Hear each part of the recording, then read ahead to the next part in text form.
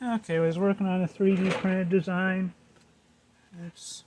I'm probably about fourth or fifth design I've done, trying to make it a little bit better to make it a little bit better. And basically it's a variable inductor. And as you can see, we can rotate the knob here. I've got this knob built right into the main spindle now, versus before I had it screwed on, well, the screw holding it in place.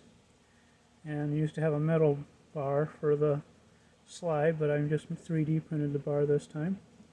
And you can see it goes right around there.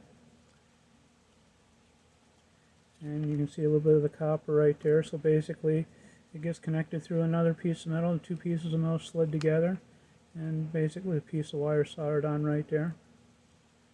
Very simple. Basically the idea is input tuning for an amplifier. Some amplifiers need a specific amount of inductance, and this will allow me to tune right in the exact amount of inductance I need for a good input SWR.